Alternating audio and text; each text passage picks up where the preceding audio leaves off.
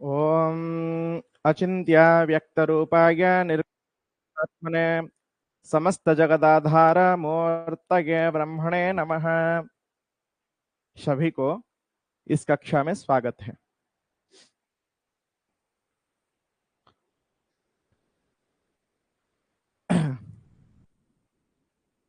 पिछले कक्षा में हम एक कुंडली लिए थे और विवाह विलंब क्यों हो रहा है, किस कारण से हो रहा है, कब होगा, ये सब विचार किए थे।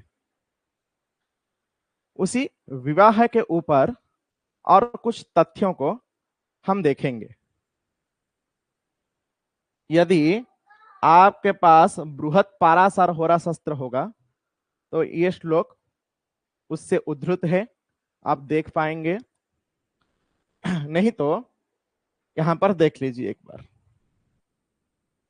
अथ सप्तम जाया भाव फलाध्याय विचार।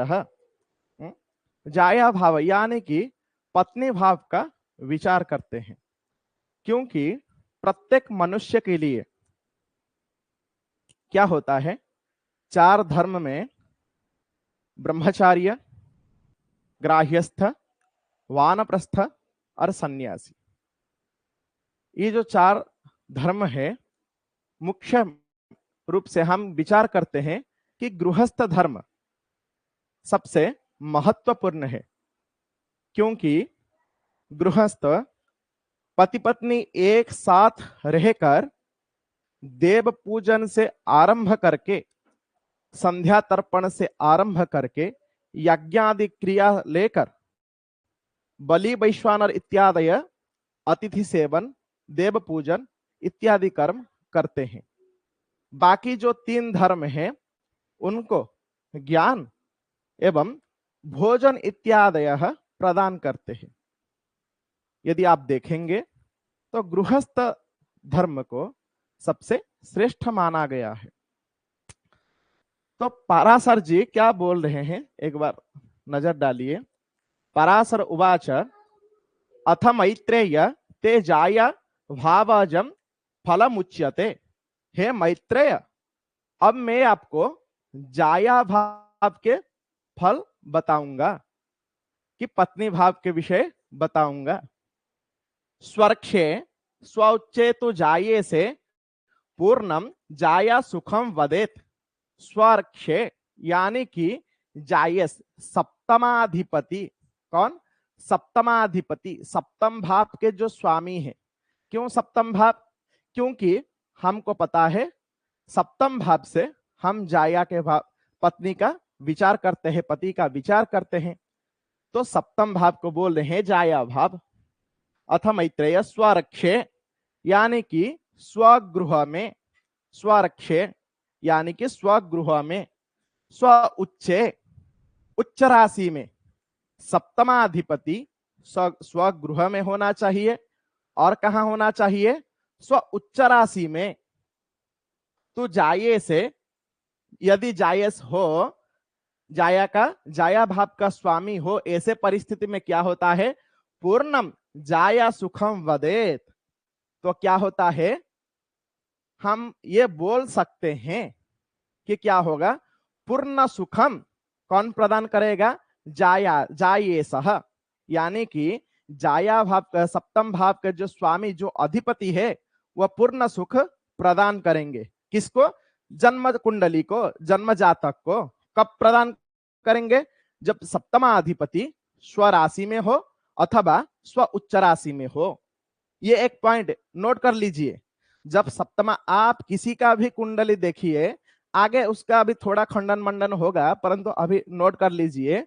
यदि सप्तमाधिपति, सप्तम भाव के जो स्वामी अधिपति है, जो पति है, यदि वो कहां होंगे?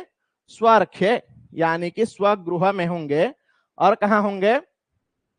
स्व उच्च राशु, स्व उच्च राशु, स्वरक्षे स्व उच्च राशु, स्वरक्षे स्व उच्च, स्व उच्च राशु जाये से पूर्णम जाया सुखम वदेत, यानी कि पूर्ण फल प्रदान करते हैं। और जब पूर्ण फल प्रदान करेंगे, हमको पता है यानी कि वैवाहिक दाम्पत्य जीवन मंगलमय होगा, आनंदमय होगा, ऐसे आप विचार करेंगे। ये नोट कर लीजिए। उसके बाद क्या है, कलत्रोपो विना स्वरक्षम स्थितः षष्ठे अष्टमे व्यये रोगिणीम कुरुते नारीम तथा तुंगा दिकम विना। कलत्रोपो, कलत्र भाव, हम पत्नी को भी कलत्र बोलते हैं, जाया बोलते हैं, पत्नी बोलते हैं, और कलत्र भाव सप्तम को भी बोलते हैं। कलत्रोप बिना, यदि सप्तम भाव में नहीं हो, कौन नहीं हो, सप्तमाधिपति, सप्तम भाव के जो स्वामी है, यदि वो सप्तम में नहीं हो, कहाँ हो, बिना स्वरखम स्थित, और कहाँ हो, यदि सप्तम में नहीं है, स्वराशि में नहीं हो, परंतु कहा हो, षष्ठे अष्टमे अवाव्यये। कल हम देख रहे थे, हम जिसको त्रिक स्थान बोले थे, वही बात अब हम आगे विचार करेंगे कि कहाँ होगा, षष्ठे अष्टमे अथवा व्यये। यदि सप्तमाधिप जाया भाव का जो अधिपति कहाँ होगा, षष्ठ में होगा, अथवा अष्टम भाव में होगा, अथवा व्यय भाव में होगा। हाँ, कलत्रोप बिना कलत्रोप बिना स्वरक्षम, स्व के गृह में नहीं होगा, परंतु षष्ठ भाव में होगा, अष्टम भाव में होगा, व्यय भाव में होगा, सप्तमाधिप। ऐसे परिस्थिति में क्या होगा, रोगिणीम कुरुते नारीम तथा तुंगा दिकम विना। यदि हम वहां पर भी देखेंगे, यदि सप्तमाधिपति, मान लीजिए किसी का सप्तमाधिपति, सप्तम भाव के जो स्वामी है, वो त्रिक स्थान में बैठे हैं। कहां बैठे हैं, त्रिक स्थान, यानी कि षष्ठ भाव में, अष्टम भाव में और द्वादश भाव में बैठे हैं।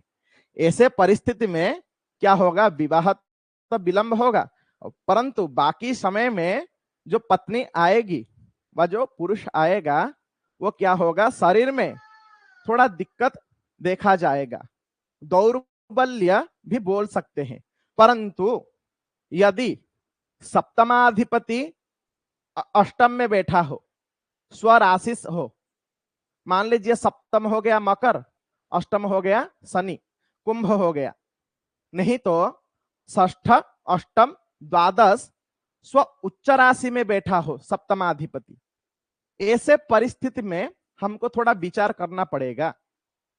परंतु यदि सप्तमाधिप षष्ठ स्थान में हो, अष्टम स्थान में हो और द्वादश स्थान में हो, ऐसे परिस्थिति में क्या होता है, विवाह में तो विलंब होता है, परंतु बाकी समय में रोगिणीम कुरुते नारीम तथा तुंगा दिकम विना।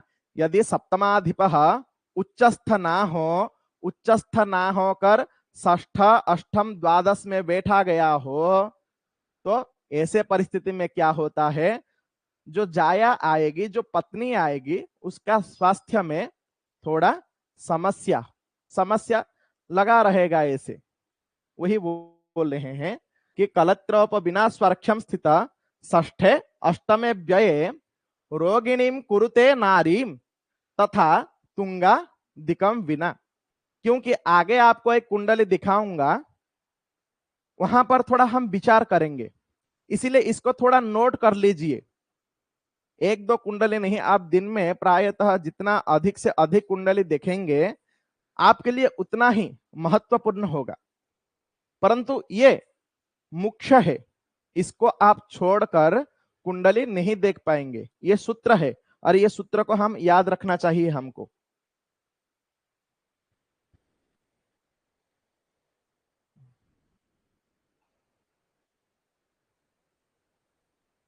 सप्तमे तो स्थिते शुक्रे तीव्र कामी भवेन्नरः। सप्तम स्थाने कौन, सप्तमे तो स्थिते शुक्रे तीव्र कामी भवेन नरः। यदि सप्तम स्थान में कौन हो, शुक्र हो, सप्तम स्थान में यदि शुक्र हो, सप्तम स्थान में यदि शुक्र हो तो क्या होगा? तीव्रकामी भवेन्नरः, तीव्र कामिन भवेन्नरः। तो वो क्या करता है? पुरुष को व जातक को कामनाओं का शिखर पर लेकर बैठा देता है। कौन? सप्तमाधिप, यदि सप्तम भाव में शुक्र बैठ जाए, क्योंकि हमको पता है सप्तम भाव का जो स्थिर कारक है वह शुक्र है। यदि शुक्र सप्तम में बैठ जाएगा तो लग्न को दृष्टि देगा। यदि पूर्ण रूप से लग्न को दृष्टि दे रहा है, क्योंकि शुक्र का एक ही पूर्ण दृष्टि है, सप्तम दृष्टि। शनि का जैसे तृतीय दशम दृष्टि है वैसे तो नहीं है। यदि सप्तम में शुक्र बैठ जाएगा तो वह पूर्ण रूप से क्या करेगा? लग्न को दृष्टि देगा। तो ऐसे जातक क्या होता है, पहले भी हम विश्लेषण किए थे। ऐसे जातक क्या होते हैं? थोड़ा कलाकृति, थोड़ा साहित्यिक में रुचि रखते हैं, थोड़ा भौतिक सुख, सुविधा, आनंद, भोग, विलास ऐसे में जीवन को व्यतीत करते हैं। और क्या होता है? जातक को कामी बना देता है। एक एक मुहूर्त में एक एक परिस्थिति ऐसे आएगा, जातक क्या करेगा? ये मुझे पसंद है, वह मुझे पसंद है, वह मुझे पसंद है, ऐसे परिस्थिति आ जाता है, ऐसे परिस्थिति आता है। आप परीक्षा करके देखिए। तो सप्तमे तो स्थिते शुक्रे तीव्र, थोड़ा बहुत नहीं, छोटा मोटा नहीं, तीव्र कामातुराणाम न भयन्न लज्जा, वैसे ही तीव्र कामी भवेन नरः। यत्र कुत्र स्थिते पापयुते स्त्री मरणम भवेत्।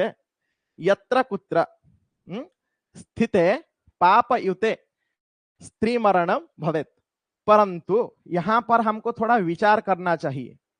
शुक्र यदि पाप ग्रहों से युक्त हो, शुक्र यदि पाप ग्रहों से युक्त हो, अथवा यदि शुक्र के ऊपर पाप ग्रहों का दृष्टि हो, तो भी ऐसे परिस्थिति में वर्तमान के समय हम ये नहीं बोल सकते हैं कि जाया का मृत्यु होगा, परंतु तबीयत बिगड़ जाएगा, खराब होगा बार बार। और क्या होगा? विवाह में विलंब देखा जाता है वर्तमान के समय पर। वर्तमान के समय पर यदि शुक्र किसी जातक में, मान लीजिए शुक्र पाप ग्रहों से युक्त है, अथवा ये नोट कर लीजिए पापी ग्रहों शुक्र को दृष्टि दे रहे हैं, तो क्या होता है ऐसे परिस्थिति में? विवाह के अनंतर जाया का तबीयत बिगड़ जाता है, तबीयत में ज्यादातर समस्या देखा जाता है, अथवा विवाह में मतभेद देखा जाता है, विवाह विलंब में होता है। कब होता है ये नोट कर लीजिए। यदि शुक्र के साथ पाप ग्रह बैठे हो, अथवा कोई पाप ग्रह दृष्टि दे रहा हो, ऐसे परिस्थिति में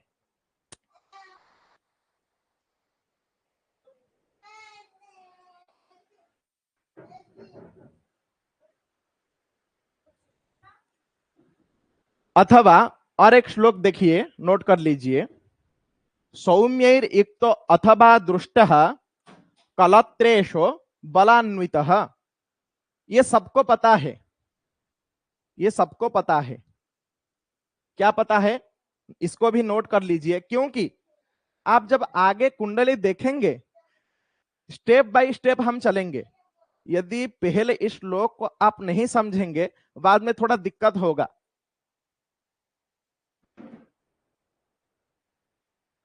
सौम्ये युक्तोऽथवा दृष्टः। सौम्य इत्युक्ते सौम्य ग्रह, शुभ ग्रह। सौम्य इत्युक्ते शुभ ग्रह। सौम्य युक्त यानी कि सौम्य युक्त तथा दृष्ट कलत्रेशो बलान्वितः।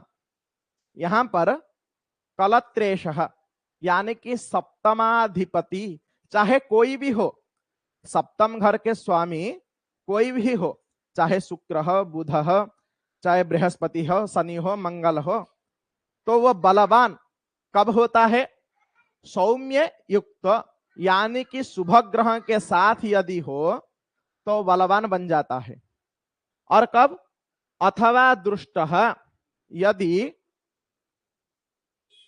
सौम्य शुभ ग्रहों का दृष्टि हो तब क्या होता है? ऐसे परिस्थिति में सप्तमाधिपः बलवान बलवान होता है। कुरुते जातकम सर्वम, कुरुते जातकम सर्वम सुख संपत्ति शालिनम। तो वो जातक को क्या करते हैं? सुख संपत्ति प्रदान करते हैं। इसको हमको पता है, ये बात हमको ये पता है कि जब सप्तमाधिपति के साथ कोई शुभ ग्रह बैठ जाए या शुभ ग्रहों का दृष्टि हो तो विवाह के जीवन आनंदमय होते हैं और विवाह शीघ्र ही शीघ्र अतिशीघ्र हो जाता है। परंतु यदि कोई पापी ग्रह दृष्टि दो, बहुत सारे पापी ग्रहों के साथ बैठा हो सप्तमाधिपः, ऐसे परिस्थिति में क्या होता है? वह निर्बल दुर्बल हो जाता है और वैवाहिक जीवन इतना आनंदमय नहीं जाता है। जाये से अस्तंगत, जाये से अस्तंगते, जाये से इत्युक्ते सप्तमाधिपः। हम मैं बार बार क्यों सप्तमाधिपति बोलता हूं? क्योंकि हम विचार करते हैं विवाह का विचार, और विवाह का विचार कुंडली में सप्तम भाव से किया जाता है। जाये से अस्तंगते, जब सूर्य के सानिध्य में हो, आपको भेज दिया था कितने अंश में रहेंगे तो अस्तंगत हो जाते हैं। यदि सूर्य के आसपास में सप्तमाधिपति हो तो अस्तंगत हो जाते हैं। नीचा रीपु भस्थे ति दुर्बले, यदि सप्तमाधिपति ही नीच राशि में हो, शत्रु राशि में हो, तो ऐसे परिस्थिति में क्या होता है? वो दुर्बल हो जाता है। ये सत्य है। आप देखिए, जब आप स्वयं के घर में होते हैं तो एकदम राजा के तरह जीवन अतिवाहित करते हैं, परंतु किसी शत्रु के गृह में आप जाइए, हाँ, किसी अपरिचित के गृह में आप जाइए तो क्या देखेंगे? आपका जो राजा का स्वभाव था वह धीरे धीरे क्या हो जाएगा? हानि आ जाएगा उसमें। इतना बातचीत नहीं कर पाएंगे। तो ऐसे ही परिस्थिति है अब कि सप्तमाधिपः जब नीच राशि में आ जाए अथवा शत्रु भस्ते, शत्रु राशि में आ जाए तो दुर्बल हो जाता है। क्या होता है? दुर्बल हो जाता है। तो नोट कर लीजिए, तदीया सरुजा जाया बहुभार्य सजायते, तदीया सरुजा जाया बहुभार्य सजायते। ऐसे परिस्थिति में दुर्बल हो जाता है। ऐसे परिस्थिति में क्या होता है? विवाह में विलंब होता है, कभी कभी विवाह नहीं हो पाता है। कभी कभी क्या होता है? एक के साथ विवाह होता है, मतभेद के कारण, मनांतर के कारण दूसरी पत्नी ग्रहण कर लेते हैं, तीसरे में मन आ जाता है। हम ये सबको हमको विचार करना चाहिए। इसको थोड़ा नोट कर लीजिए सब, जो जो मैं बोला हूं ये श्लोक को आपको भेज दूंगा ग्रुप में, इसको थोड़ा आप नोट कर लीजिए। इसमें कोई संशय है? किसको कोई संशय है? शुभम भैया बोलिए।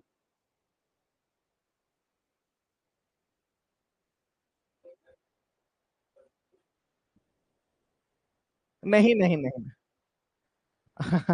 ऐसे नहीं विचार करते हैं। देखिए,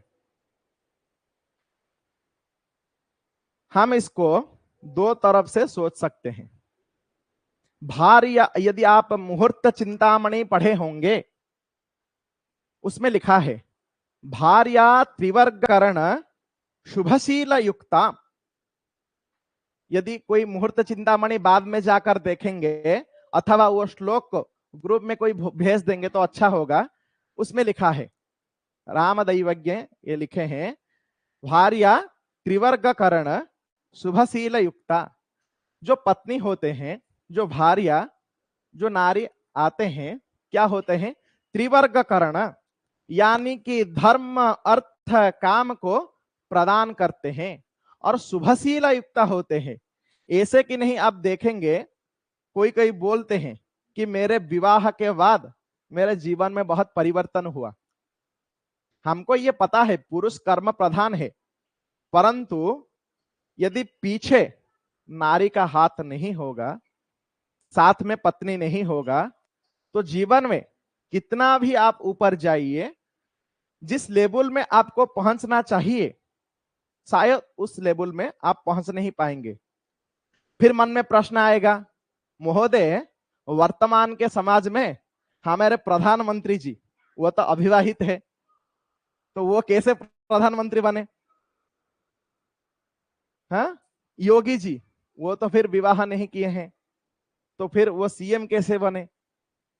परंतु वो एक अलग बात है। उनके जन्म कुंडली में आप यदि अध्ययन करेंगे उनके जन्म कुंडली, तो अवश्य मिलेगा क्या? संन्यास योग अवश्य मिलेगा।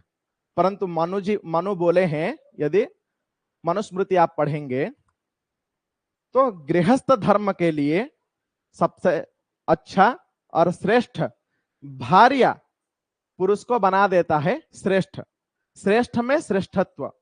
तो यहां पर हमको समझना चाहिए पुरुष प्रधान नहीं, भार्या जब विचार करते हैं उसके बाद पुरुष पुरुष प्रधान बन पाता है। आप सिर्फ बृहत पराशर होरा शास्त्र नहीं, जिस किसी भी ग्रंथों को आप देखिए, हर विषय में ज्यादातर भार्या नारी के बारे में बताया गया है, क्योंकि जब नारी आते हैं जीवन में उसके बाद परिवर्तन हो जाता है। दीपक जी। हाँ हाँ हाँ हाँ। जी जी जी जी जी। ये सिर्फ एक बताया गया है, परंतु ऐसे बहुत सारे हैं। यदि शुक्र के साथ मंगल युक्त हो जाएगा, सोचिए आप। आगे जब ये मतलब 5 श्लोक पढ़ाया है तो इसमें शुक्र के बात आया है। यदि आगे आगे देखेंगे और बहुत सारे योग बनेंगे, हाँ? तो हम पहचान सकते हैं कि हमारे भाग्य में जो नारी आएगी वो कैसे होगा, उसके विषय हम जान पाएंगे। यदि कोई पुरुष आएगा वो कैसा होगा। हाँ जी जी, अवश्य। हाँ हाँ हाँ। परंतु ये ट्रिक आपको सप्तमाधिपति को अवश्य पकड़ना होगा। वह कैसे बैठे हैं, कहाँ बैठे हैं, कैसे स्थिति में है, बृहस्पति कहाँ है, शुक्र कहाँ है, पाप ग्रहों के साथ है या अथवा शुभ ग्रह से दृष्टि पा रहे हैं। हाँ हाँ हाँ, शुभम।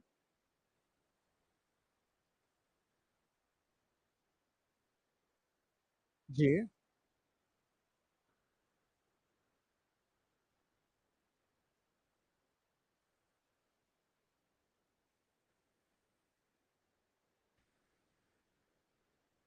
एक बार और एक बार बोलिए महोदय।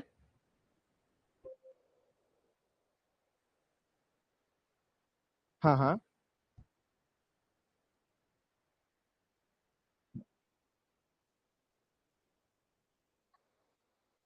हाँ हाँ हाँ हाँ। आप, नहीं नहीं, कारक तो परिवर्तन होता है वो अलग बात है। जी।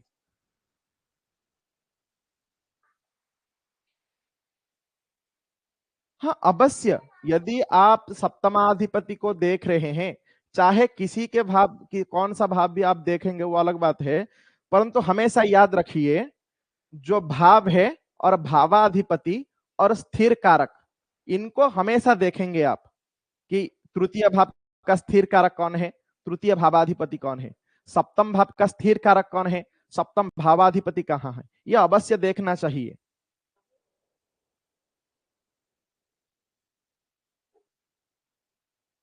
जी। जी।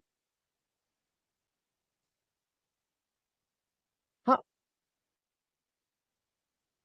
जी।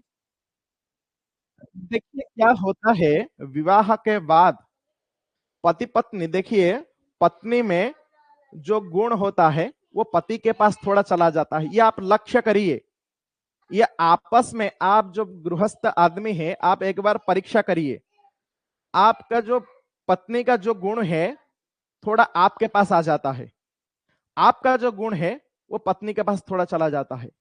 तो इसीलिए विवाह के बाद ग्रहों का थोड़ा अदल बदल भी होता है, हो सकता है। इसीलिए ये सब देखना चाहिए, शुक्र से विचार करना चाहिए, बृहस्पति से विचार करना चाहिए। जी, और कोई प्रश्न है? हाँ।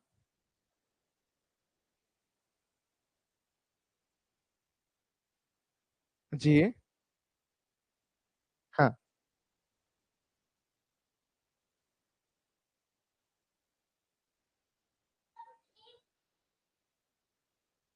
सत्य है, सत्य है, बहुत बढ़िया प्रश्न है। देखिए, हम जब पैदा होते हैं तो पैदा के साथ साथ हम विद्या अध्ययन नहीं करते हैं। वैसे ही कुंडली में चाहे कोई महापुरुष योग हो, पंच महापुरुष योग हो, गजकेसरी हो, अथवा पर्वत योग हो, शंख योग हो, कुछ भी कौन सा भी योग हो, वो एक एक समय में फल प्रदान करते हैं। कब करते हैं? एक श्लोक है, दशा स्वपे भवद्योग प्रायसो योगकारिणो दशा द्वयी मध्यगतस्तदयुग शुभकारिणाम।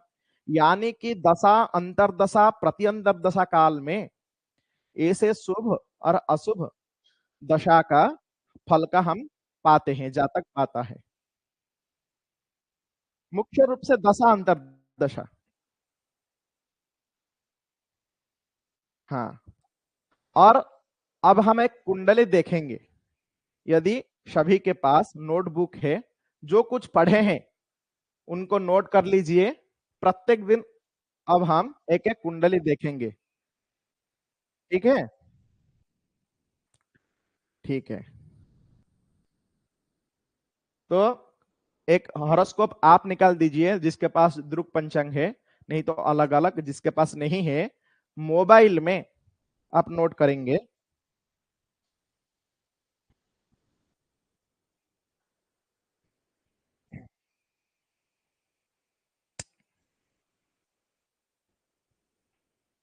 और डेट ऑफ बर्थ लिखिए।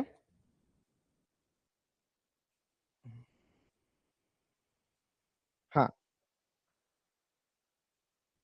9 सितंबर 1982।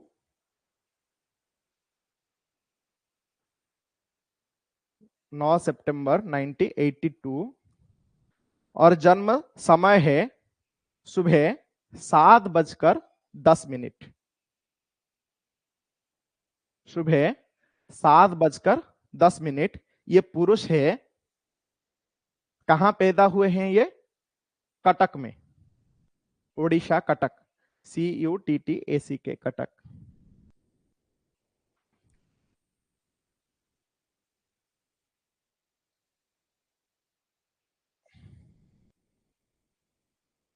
यदि सभी के पास हॉरोस्कोप आप है, रुक पंचांग वगैरह हो, अन्य कुछ भी आप हो, तो उसमें देख लीजिए। नहीं तो हम यहाँ पर अब देखेंगे। थोड़ा म्यूट कर लीजिए अशोक जी। हाँ। जी जी जी। सुबह 7:10।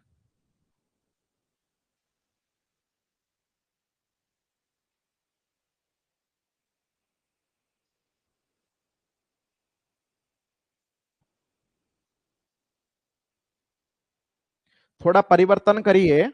जन्म स्थान जो है, जन्म स्थान वो ढेंकानाल कर लीजिए। DHENKAL। हरिओम अशोक जी।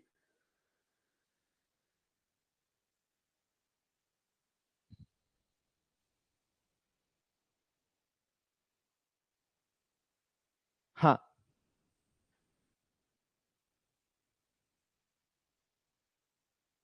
हरिओम अशोक जी।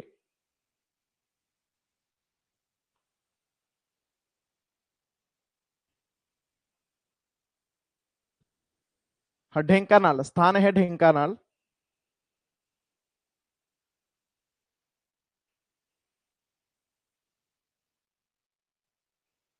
हरिओम।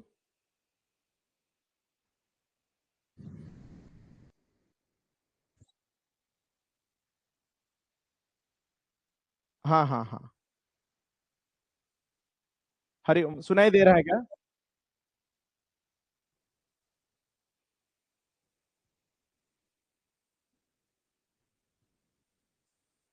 अशोक वर्मा जी, आप थोड़ा म्यूट कर लेंगे, धन्यवाद।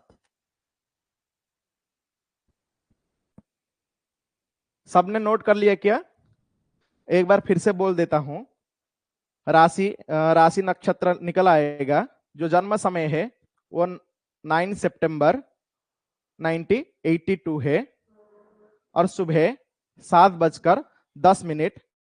जन्म स्थान है ढेंकानाल, ओडिशा। DHENKAL, ओडिशा।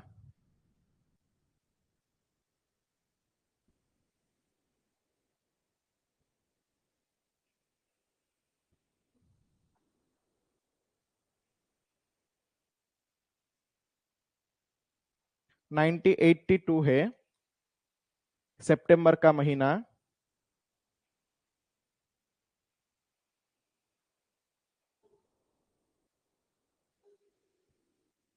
7:10।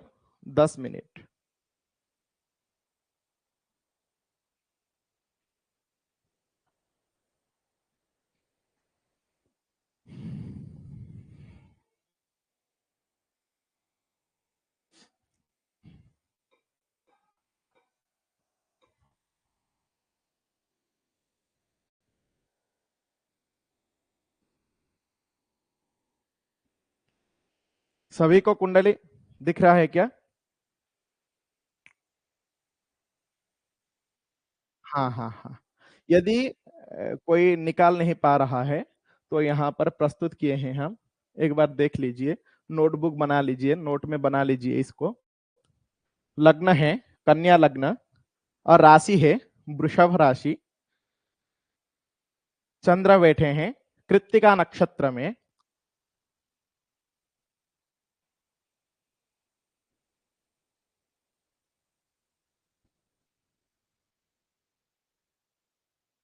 जी, सुबह का टाइम।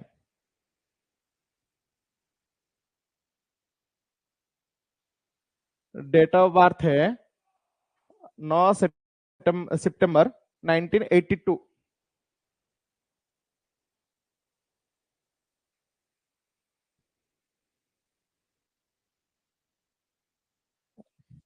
बोलेंगे बोलेंगे आपको। जो विद्यार्थी नहीं देख पा रहे हैं, इधर देखिए और थोड़ा प्रैक्टिस करिए। यदि आप ऐसे 10-15 कुंडली 10-15 दिन प्रैक्टिस करेंगे तो आराम से हो जाएगा। सनही पंथा सनही कंथा सनही पर्वत लंघनम, आहिस्ते आहिस्ते धीरे धीरे हो जाएगा। यहाँ पर देखिए, लग्न है। पहले हम क्या करेंगे, लग्न को देखेंगे, राशि को देखेंगे। यहाँ लग्न है, 6 लिखा है, यानी कि कन्या लग्न। और राशि है, चंद्रमा कहाँ बैठे हैं? 2, यानी कि वृषभ राशि में बैठे हैं। तो इनका राशि है वृषभ राशि और कन्या लग्न। ठीक है। इनका प्रश्न है 1982। तो विवाह में विलंब हो रहा है, हमारे पास ये प्रश्न आया है। तो उसका उत्तर देने के लिए हम प्रयास करेंगे। यहां सप्तमाधिपति कौन है? बृहस्पति है, क्योंकि 12 लिखा है। हमको पता है मीन राशि 12 ही है, तो मीन राशि का जो संख्या है वो 12 होता है। तो बृहस्पति। धनुर मीनयो हो गुरु हो, यानी कि धनु राशि और मीन राशि का जो अधिप है वो बृहस्पति होते हैं। और बृहस्पति कहां बैठे हैं? बृहस्पति बैठे हैं शुक्र के घर में, द्वितीय भाव में। किनके साथ? मंगल के साथ। है कि नहीं है? कोई दृष्टि दे रहे हैं क्या बृहस्पति के ऊपर, सप्तमाधिपति के ऊपर? राहु की दृष्टि 1 2 3 4 5 है कि नहीं? और सप्तम भाव के ऊपर कोई दृष्टि दे रहे हैं क्या? ये सप्तम भाव है, कोई दृष्टि दे रहे हैं? जी दे रहे हैं। हाँ, लग्न में बैठे हैं बुध और शनि, पूर्ण दृष्टि दे रहे हैं। तो दिक्कत कहां हो रहा है, अब ये प्रश्न है। तो देखिए, सप्तमाधिपति कौन है? बृहस्पति है। कहां जाकर बैठ गए? शत्रु की राशि में, द्वितीय भाव में। पहले तो बृहस्पति को यहां पर केंद्राधिपति दोष लगा, उसके बाद बृहस्पति कहां बैठे? शत्रु के राशि पर, यानी कि शुक्र के राशि पर बैठे। किनके साथ बैठे? मंगल के साथ। मंगल कौन है? पाप ग्रह या अथवा शुभ ग्रह है? पाप ग्रह। जी। हाँ, और दृष्टि जा रहा है राहु का। तो सप्तमाधिपति पर, सप्तमाधिपति शत्रु स्थान में बैठे हैं, पाप युक्त होकर बैठे हैं, और राहु की दृष्टि है। तो यहां सप्तमाधिप और बृहस्पति को केंद्राधिपति दोष लगा। और ये कुंडली है कन्या लग्न कुंडली, तो सप्तमाधिपति यहां पर पीड़ित है।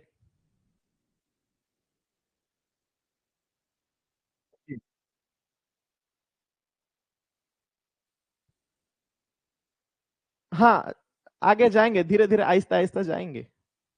ठीक है, कोई बात नहीं। हाँ, ये सत्य है। कन्या लग्न वालों के लिए मंगल अच्छे नहीं होते हैं। तृतीय से है, अष्टमे से है, तो दो से युक्त है। अष्टमाधिपति और तृतीयाधिपति अच्छे नहीं होते हैं, सबको पता है। और मंगल के साथ बैठ गए हैं। तो यहां पर हमको ये विचार करना चाहिए, क्या है कि बृहस्पति पीड़ित है मुख्य रूप से। और क्या हो रहा है कुंडली में, और एक बार नजर डालते हैं। शुक्र है भाग्याधिपति, शुक्र है भाग्याधिपति और द्वितीयाधिपति। कहां बैठे हैं शुक्र? व्यस्त होकर बैठ गए। सिंह राशि में बैठे हैं और व्यस्त त्रिक स्थान में बैठे हैं। कौन? शुक्र। सप्तम भाव के जो स्थिर कारक है शुक्र, वह त्रिक स्थान में बैठे हैं और शत्रु राशि में बैठे हैं। क्या वो अच्छे फल प्रदान कर पाएंगे? जितना देना चाहिए शुक्र को, उतना प्रदान कर पाएंगे? नहीं कर पाएंगे। ठीक है, आप बोल सकते हैं कि वह भाग्याधिपति है, परंतु भाग्याधिपति जाकर व्यय स्थान में बैठ गए, व्यय भाव में बैठ गए, तो क्या होगा? जितना शुभ फल प्रदान करना चाहिए शुक्र, उतना अच्छा फल प्रदान नहीं कर पाते हैं। और सूर्य के साथ बैठ गए हैं, सिंह राशि पर बैठ गए हैं, यहां पर शुक्र का थोड़ा दोष लगता है। अस्त है क्या, यह प्रश्न आएगा उसके बाद। शुक्र अस्त है क्या? अस्त नहीं है। यदि अस्त होते तो वो अलग बात होता, परंतु यहां पर शुक्र अस्त नहीं है, यहां पर वो व्यस्त हो गए हैं, व्यस्त हो गए। भाग्यम फलति सर्वत्र न च विद्या न च पौरुषम, एक श्लोक है, हम बोलते हैं बात बात पर ये बोलते हैं, भाग्यम फलति सर्वत्र न च विद्या न च पौरुषम। यदि आपके भाग्य में है, आप अच्छे कर्म किए हैं, आपके भाग्य में है, तो अवश्य आपको मिलेगा। परंतु यदि भाग्याधीप जाकर व्यय स्थान में हो जाए, खराब स्थान में हो जाए, त्रिक स्थान में बैठे हैं, तो वहां पर भाग्याधिपति जो सप्तम भाव के स्थिर कारक है वो अच्छा फल प्रदान नहीं कर पाते हैं। और क्या है? 7 डिग्री पर कौन से राशि में? पुरुष राशि में अथवा स्त्री राशि में है तो क्या होगा? कुमार अवस्था है अथवा किशोर अवस्था है?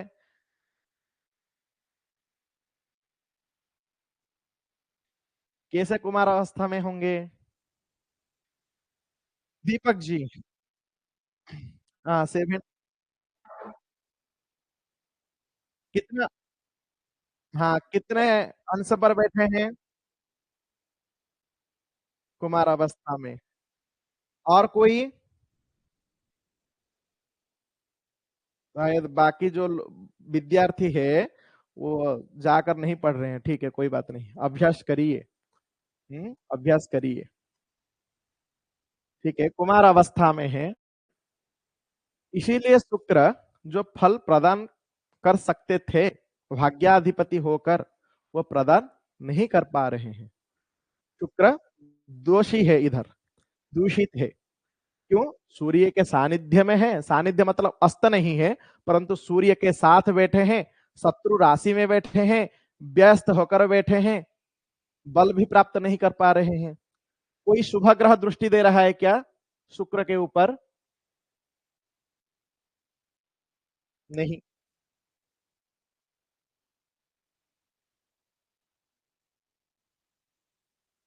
जी, हाँ, नहीं नहीं, अस्त तो नहीं है, परंतु देखिए ये क्या है, सूर्य कितने अंश पर बैठे हैं और शुक्र, हाँ आपको मैं भेजा था ग्रहों का कितने अंश पर होंगे तो अस्तंगत होते हैं, बताइए एक बार। हाँ एक बार देखिए, देखिए उसके बाद बोलना। ठीक है, हाँ हाँ हाँ।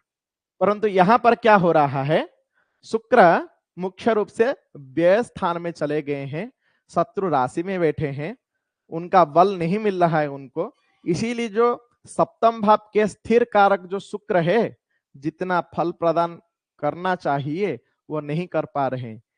पुरुष कुंडली है, किसी पुरुष व्यक्ति के ये कुंडली है, बृहस्पति, शुक्र और सप्तमाधिपति स्वयं बृहस्पति, ये तीन ही क्या हो रहा है, दुर्बल है।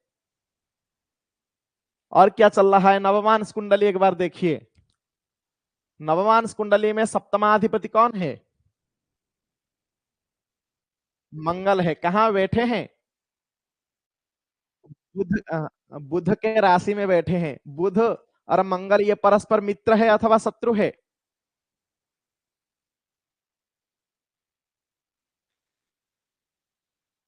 अवश्य शत्रु ही है।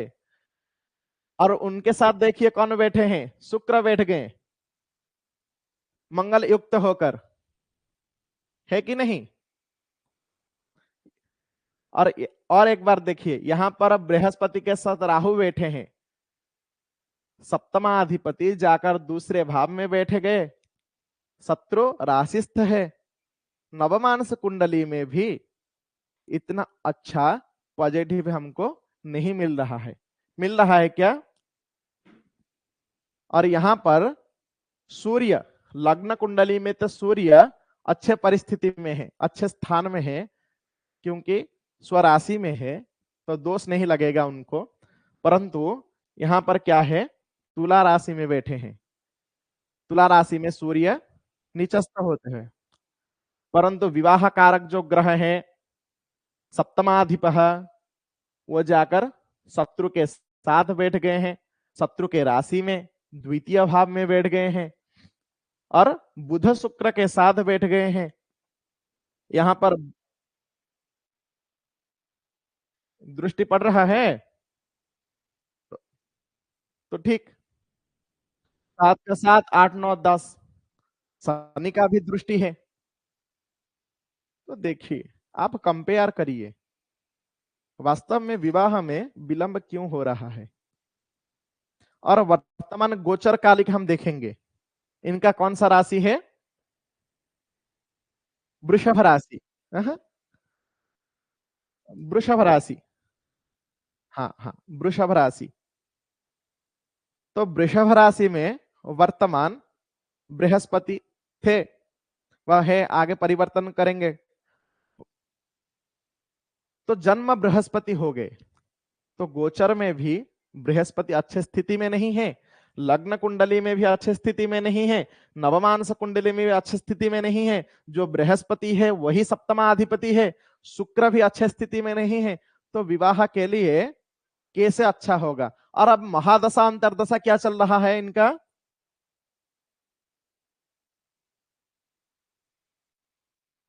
हाँ,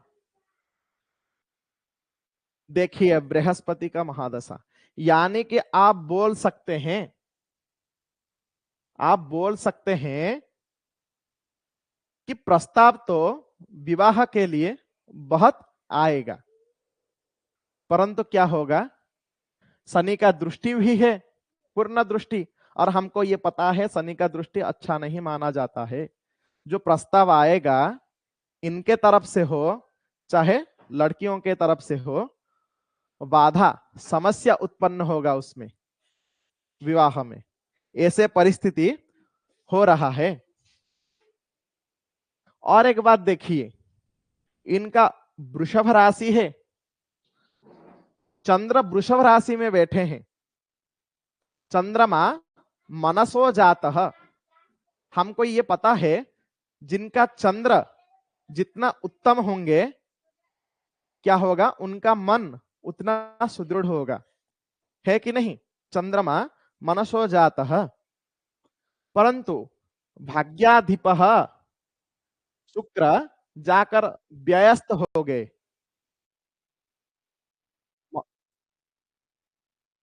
हाँ, उच्च राशि में है। तो हम ये बोलते हैं कि चंद्रमा मनसो जातः, कि चंद्रमा जितने अच्छे स्थिति में होंगे, उनका माता, उनका मन उतना ही अच्छा स्थिति में जाएगा।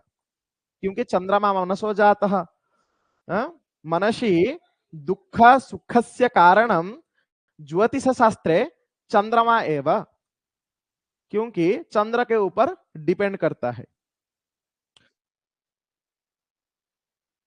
हाँ, निर्बल है। जी, निर्बल बोल सकते हैं, निर्बल है, परंतु हाँ, निर्बल है, परंतु चंद्रमा वृष राशि में है, उनका उच्चस्थ राशि, और भाग्य स्थान में बैठे हैं। हाँ, चाहे वो निर्बल हो कोई बात नहीं, मैं स्वयं के गृह में बैठा हूं, मेरे आसपास में मेरे मुझे रक्षा करने के लिए बहुत सारे मेरे सेवक है। कोई शत्रु आकर मुझे मारकर चला जाएगा ये बहुत कम ही होगा। वैसे ही चाहे वो दुर्बल हो निर्बल हो, परंतु उच्च राशि में बैठे हैं और भाग्य स्थान में बैठे हैं, शुभ स्थान में बैठे हैं, त्रिकोण स्थान में बैठे हैं, परंतु जो भाग्याधिप है वह व्यस्त हो गए हैं। यहां पर देखिए शुक्र को दोष लग रहा है, कामना के द्वारा दोष लग रहा है, यानी कि आप बोल पाएंगे, मन तो ठीक ठाक रहेगा, मन से ही प्रेम होता है, परंतु ये जो प्रेम होगा ये क्या होगा? एक से नहीं होगा, बहुत सारे से होगा, और एक समय लंबा समय तक ये नहीं टिक पाएगा।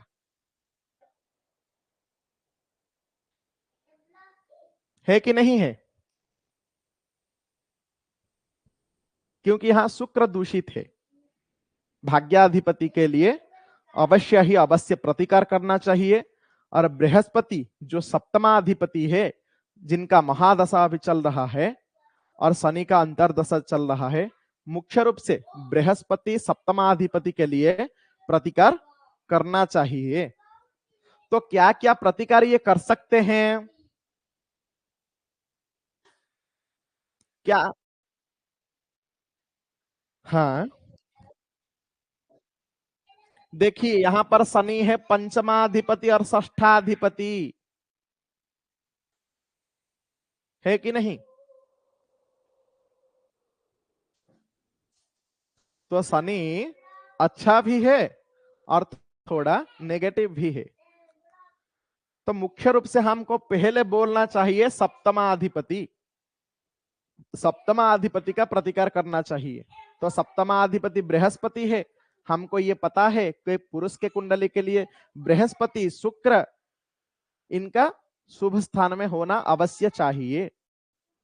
तो बृहस्पति के लिए यदि आप बोलेंगे विष्णु सहस्रनाम इत्यादि पाठ कर सकते हैं, विष्णु भगवान को तुलसी प्रदान कर सकते हैं, और शुक्र के लिए स्फटिक का माला होता है उसमें जप कर सकते हैं।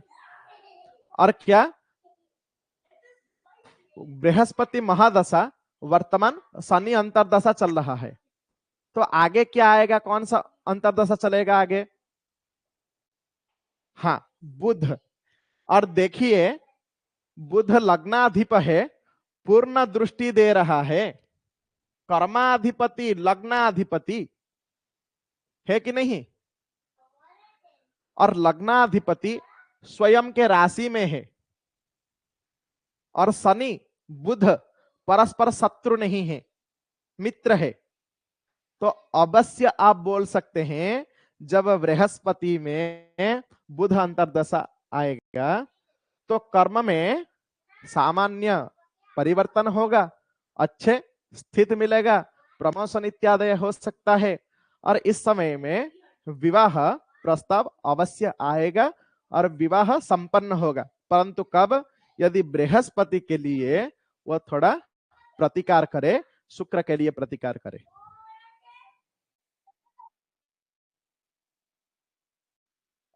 हाँ जी जी, क्योंकि देखिए 1982 बहुत समय हो चुका है अभी तक। हाँ, ये शायद प्रतिकार नहीं किए होंगे, तो इनको अवश्य ही प्रतिकार करना चाहिए।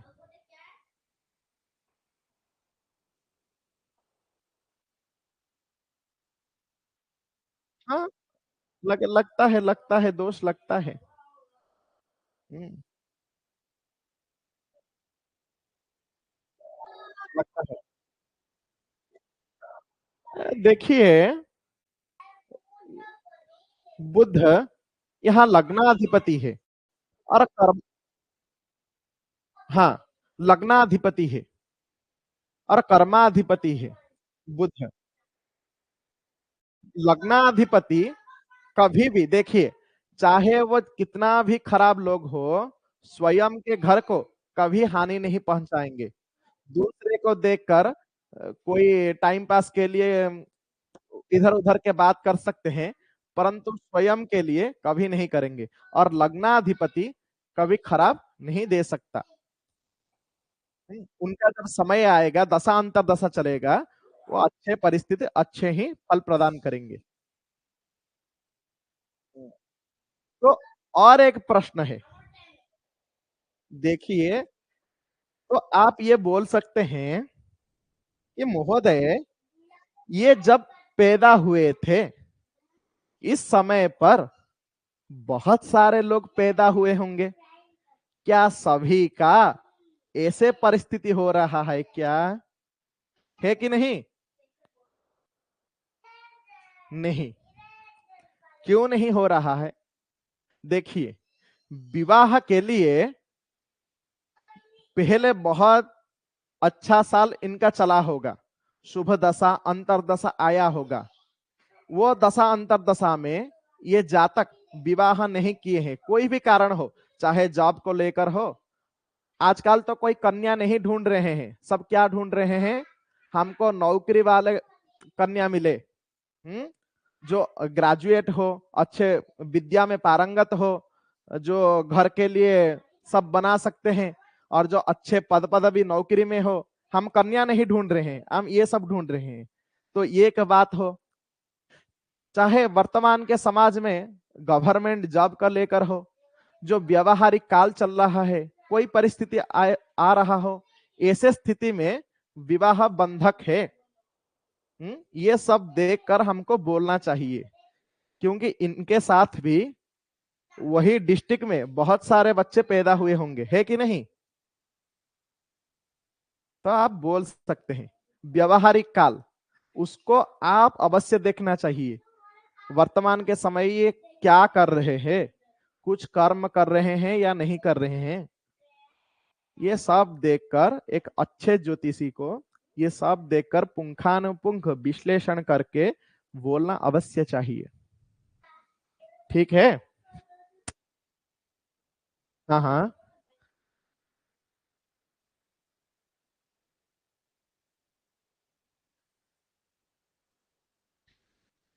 हाँ हाँ।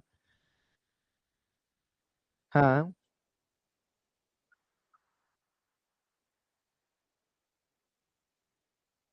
हम्म। देखिए, हाँ, समय तो निश्चित होता है। जब विवाह का समय आता है तो बहुत सारे आपके पास प्रस्ताव आता है, कन्या के तरफ से, पुरुष के तरफ से प्रस्ताव आता है, कन्या वालों के लिए पुरुष के, पुरुष वालों के लिए कन्या के। यदि उस समय, उस मुहूर्त, उस काल में आप विवाह नहीं करते हैं, डीले डीले करके चले जाते हैं, वो आपके ऊपर निर्भर करता है। ये एक बाधा उत्पन्न हो जाता है विवाह के लिए। बाद में क्या होता है, विवाह काल तो चला गया है, तो बाद में दिक्कत होता है।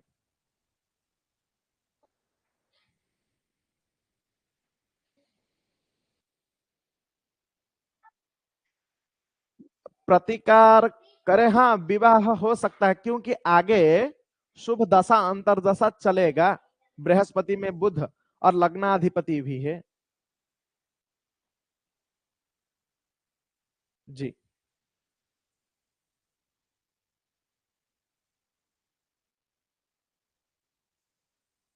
हाँ। राहु की महादशा। हाँ। राहु कहाँ बैठे हैं? बुध के राशि में बैठे हैं और दसम भाव में बैठे हैं। कन्या लग्न के लिए राहु बुध का मित्र है या शत्रु है? राहु बुध का मित्र माने जाते हैं। जी, मित्र माने जाते हैं। हाँ। और राहु देखिए, राहु महादशा जब जीवन में आता है, अब बहुत सारे ज्योतिषी ऐसे भी बोलते हैं, शास्त्र में लिखा है, एक्सीडेंट होता है उस समय में, ज्यादा आदमी चिड़चिड़ापन होता है, परंतु नया नया काम करने के लिए राहु उत्साह प्रदान करता है। बहुत सारे जॉब को वो प्रदान करता है, नौकरी में कैसे आगे बढ़े, कैसे नया नया दिमाग में नया नया चीज उत्पन्न होता है, विश्लेषण करते हैं, ये सब राहु प्रदान करते हैं। तो उसी हिसाब से हम बोल पाएंगे कि राहु कन्या लग्न के लिए अवश्य अच्छा, और केंद्र स्थान में भी ये है, बुध के राशि में भी है, तो इतना भी खराब प्रदान नहीं करेंगे राहु।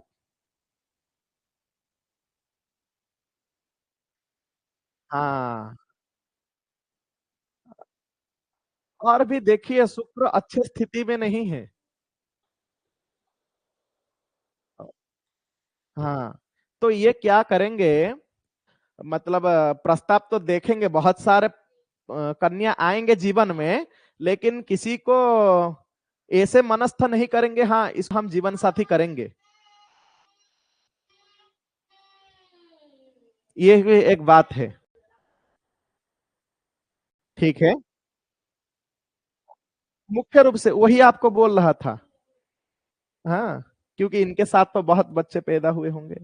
आप वर्तमान के समय में ये अवश्य है। हम्म, देख दिस काल, देश दिक काल, देश परिस्थिति काल, ये सब आपको देखना चाहिए। गवर्नमेंट जॉब हो और कुछ हो। जी।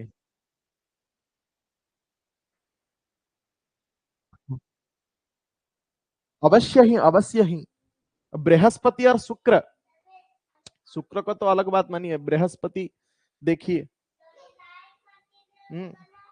अवश्य ही एक बार, हाँ ठीक है, आपके मन में जो संशय है उसको दूर करने के लिए कुंडली के साथ अब मैं बोलूंगा क्या कि हस्तरेखा भी प्रदान करिए, परंतु ये थोड़ा ज्यादा समय तक खींचा जाएगा, दिक्कत होगा बाकी बच्चों के लिए। हाँ, आगे देखेंगे, हस्तरेखा के ऊपर भी थोड़ा विमर्श करेंगे, बातचीत करेंगे, क्या होता है कैसे होता है। ठीक है, अस्तु, आज के लिए इतना ही। हम्म।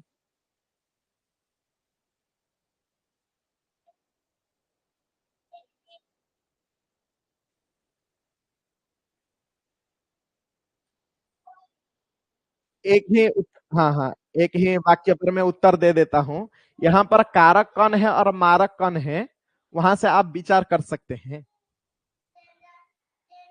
ठीक है, अस्तु तरी, क्योंकि आगे, हाँ हाँ जी गौतम जी।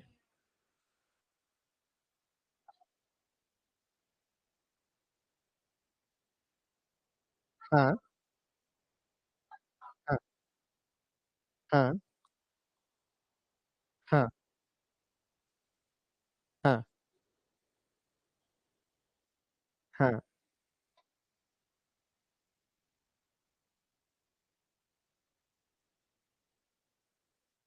जी। एक नहीं, बहुत सारे उदाहरण हैं, आज भी मैं पढ़ाया हूँ, ये एक पढ़ाया हूँ। और सप्तमाधिपति यदि स्व उच्च राशि में होकर, तुंग में होकर अष्टम में आ जाए तो इतना दोष नहीं होता है। एक श्लोक है, आपको भेजा हूं, उसमें अन्वेषण कर लीजिए, मिल जाएगा, नहीं तो हाइपेन करके मैं आपको भेज दूंगा।